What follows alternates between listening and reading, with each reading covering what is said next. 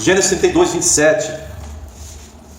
O anjo pergunta, então diga seu nome, como se não soubesse. Na verdade, quando o Senhor, que é o anjo ali, pergunta o nome de Jacó, não é que ele não sabe, ele sabe até o nome das estrelas. Todas elas. Então ele, o Senhor, pergunta a Jacó, como é seu nome? Ah, meu nome é Jacó. Jacó estava expressando o que ele era. A minha natureza é essa, sou esse cara, sou plantador, sagaz. Né? Aí o anjo, versículo 28, de Gênesis 32, seu nome será Israel, não será mais Jacó. Deus não pode abençoar Jacó, na qualidade de Jacó, mas Deus pode abençoar Israel. Amém? E diz, versículo 29, e o abençoou ali. Né? Jacó diz, não diga o seu nome aí para eu saber. Não, para que você quer saber do nome, que é inefável, né? Uma tradução dizendo inefável, outra dizendo inentendível. E o abençoou ali. Deus não pôde abençoar Jacó, né, na forma como ele queria. Ele estava sendo abençoado fisicamente por causa da promessa feita em Betel. Mas a bênção que Jacó queria, que era algo espiritual, então Deus teve que mudar o nome dele. Aquela bênção de Deus não ia repousar, não tinha lugar, vamos dizer assim, não tinha como Deus achar um lugar sobre Jacó, para aquela bênção ali, bênção espiritual. Então, a bênção espiritual veio sobre ele quando o nome dele foi mudado. Mudou o nome para Israel e o abençoou ali. Versículo 30, depois de mudar o nome, depois de mudar o nome do lugar de Luz para Betel, mudou o nome, vamos dizer assim, né? Jacó tinha esse negócio. Mudou o nome de Jagar Saduta para para Gileade. E deu nome àquele o Val do Jaboque, do ribeiro ali, perto ali, de Manaim. Está certo? E agora por último, o Val de Jaboque, exatamente o local onde ele está, ele passou a chamar de Peniel. Era Val de Jaboque, agora é Peniel. Peniel quer dizer, vi a Deus face a face e a minha vida foi poupada. Então Jacó passou um tempão com a perna deslocada lá, ele com dor, mas feliz, porque ele saiu vitorioso dessa segunda batalha, tá certo? Então, o anjo o abençoou, né? Tá certo? E o Senhor trouxe vitória para ele. Versículo 31, com o nascer do novo dia, também o nascimento de um novo homem, né? Não era mais Jacó, agora ele era Israel. Não mais enganador, suplantador. Jacó tinha prosperado fisicamente, Israel espiritualmente, tá certo? Então Israel, para a gente concluir, queridos, que é só que você entenda, Israel pode significar Deus luta.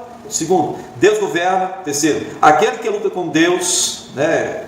Isso que está relacionado com Oséias 12, versículo 3 e 4.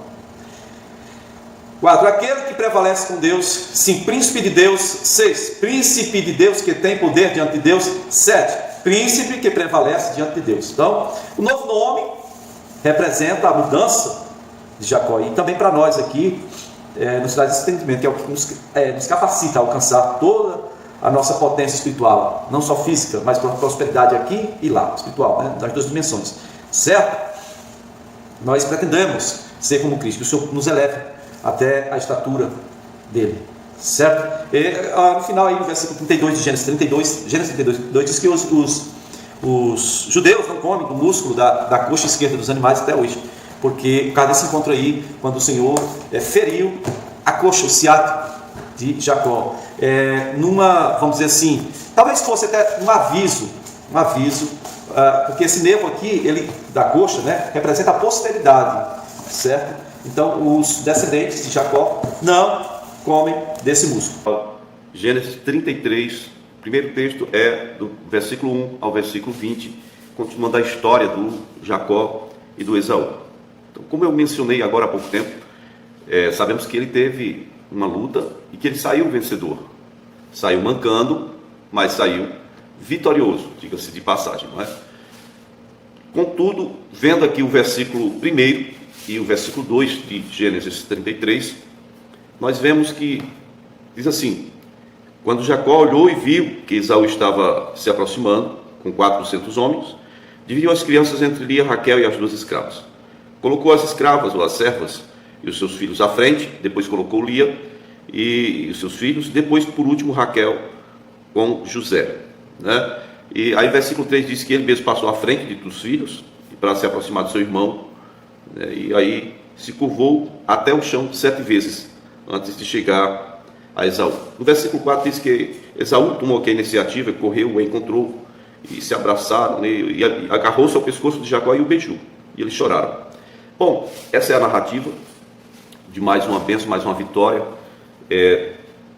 obtida por Jacó, que agora não se chama mais Jacó. O Senhor mudou o nome dele para Israel. Hoje existe um país com este nome por causa desta noite de luta com Deus, né? Meus amados, o que eu quero comentar aqui é que, mesmo tendo tido uma experiência tão profunda com Deus, no momento em que o Senhor mesmo mudou o nome de Jacó, mudou o nome dele para Israel, mesmo depois daquela experiência a noite inteira, Jacó ainda não se sentia seguro, né, de que Deus iria intervir, que iria fazer algo, que Deus estava operando. Essa é a parte pior, né, no que diz respeito aos pecados de uma pessoa, aos pecados não confrontados. Nós sabemos que a pessoa ela não consegue se sentir perdoada. E se não consegue se sentir perdoada, como ela se sentirá abençoada? Como ela poderá se sentir amparada? Como ela poderá realmente entender que terá vitória em alguma coisa se o pecado tem afastado ela da presença de Deus? É esse o entendimento que me vem agora. E o apóstolo João, lá na frente, ele tem uma expressão muito maravilhosa que diz que se o nosso coração nos acusar, maior é Deus para nos justificar. Porém, ele não está com isso dizendo que Deus vai simplesmente curar o coração. Faz exatamente menção a isso aqui, porque Deus ele não deixa, ele não tem por inocente aquele que é culpado. O que acontece é que o Senhor mesmo, ele intervém para nos ajudar a resolver as pendências e confrontar o nosso pecado, não é verdade? Como aconteceu aqui com Jacó no Val de Jaboque, que ele chamou de Peniel. Você observe que a estratégia de Jacó, a visão dele não tinha mudado, e a estratégia única que ele tinha era essa. Colocou cada filho com sua respectiva mãe, colocou as mães, e aí você vê mais uma vez a escala de valores. Ele colocou as escravas, né, as servas de Lia, as servas de Raquel, à frente com seus filhos, né, cada uma com 2 filhos, 2, 4, depois a Lia com 7, são 6 filhos de Diná, e por último, o Jacózinho deixou a Raquel, que é a amada dele, e o José. Porém, tem uma coisa aqui no versículo 3 que alterou. Ele fez assim com relação aos presentes, deixando um espaço entre um presente e outro, para ir quebrantando o coração do irmão dele. E agora, quando ele fez isso com os filhos, ele chamou para si a responsabilidade. Eu acho que ele pensou assim: bom, sou eu que devo, sou eu que tenho que consertar isso, sou eu e não os meus filhos, então eu mesmo vou. Então ele passou à frente, né? E à frente de José, à frente dos filhos de Lia, à frente dos filhos da escrava. Ele disse: não é comigo. E ele foi fazer o que era necessário ser feito. Ele se curvou 7 vezes até chegar onde estava Esaú. Mas o Esaú, ele, como parte ofendida na história, há 20 anos atrás, ele nos dá aqui um exemplo de alguém que é diferente daquele perfil que nós geralmente traçamos, divulgamos a respeito da pessoa dele. E é uma pessoa, né, homem do campo, de caça e tal, não é muito meigo não. Todavia aqui ele mostrou-se quebrantado, ele correu, se agarrou ao irmão e beijou, e choraram. Foi uma maravilha, a reconciliação deles, não é verdade? Outro comentário digno de observação, outra coisa digna de observação que merece comentário é que aqui a narrativa continua ainda chamando Jacó de Jacó, quando Deus mudou o seu nome. Eu acho que daqui por diante ele deveria estar sendo chamado de Israel e não de Jacó, como foi o caso de Abrão, que passou a se chamar Abraão, Sarai passou a chamar Sara. Geralmente quando Deus muda o nome da pessoa, é para estabelecer uma bênção. Mudança de identidade diz respeito também àquela identidade velha, né? Não podia ser abençoado daquela forma, então Deus mudou o nome, e alguma coisa na natureza daquela pessoa que está precisando de bênção, agora tem como receber por causa da identidade. As maldições, os males relacionados à antiga identidade ficam para lá, né? Como foi com Abraão, que errava, todos nós erramos, temos limitações, não precisava ser abençoado, então vamos mudar o nome, não é verdade? Hoje em Cristo nós sabemos que a proposta de salvação consiste em morte e vida, ou seja, ele morreu a sua morte para que você pudesse viver a vida dele. Porém, quem está morto está justificado do seu pecado, entende? Você precisa nascer de novo, uma outra identidade, uma outra perspectiva de vida, uma outra posição. Então, essa questão de mudança do nome está relacionada a isso. A Bíblia fala que o Senhor mesmo tem um nome especial para cada um de nós, tá certo? Pronto. Aqueles homens que vinham com Esaú, os 400 homens armados, Provavelmente eles já eram parte do povo de Edom, povo de Esaú, que viviam da espada, de fazer assalto. Provavelmente. Por que eu digo isso? Embora eles tivessem vindo recepcionar o Jacó, 400 homens armados, né? Tinha como tomar muita gente ali, ou tomar muita coisa das pessoas ali. Nós sabemos que, por exemplo, tem um povo que vai viver disso, de tomar o que é dos outros, né? São os amalequitas, que são descendentes de Amaleque. Amaleque, quem é esse cara, hein? Bom, vou explicar para você para a gente encerrar o vídeo de hoje. Esaú, ele teve um filho, o filho primogênito do Esaú, se chama Elifaz, filho dele com uma das mulheres cananitas. Esse Elifaz teve um filho chamado Amaleque, ok? Então, para encerrar, é isso aí. Eu quero que você entenda que o Esaú, ele diz, já tenho muito, Deus tem me prosperado, mas não fica bem claro aqui como Deus tem prosperado a vida dele. Né? Embora ele estivesse vivendo numa região muito próspera e muito abençoada, tinha muito gado, muita coisa, aqui esse grupo de 400 homens já mostra uma coisa assim, tipo, armado, para quê? Eles faziam assalto, eles iam prosperando cada vez mais dessa forma. Bom, queridos, o versículo 5 de Gênesis 33, o Esaú pergunta, de quem são estes meninos, né? E então ali, naquele momento, o Esaú entende que Deus estava com Jacó. Primeiro por causa da bênção. O Jacó mandou como presente os 580 cabeças de animais. 580, presentinho para meu senhor Esaú, né? De grupo em grupo. A outra coisa é que o número de filhos, né? Jacó estava com 12 filhos, na verdade 11 meninos e uma menina, a Diná.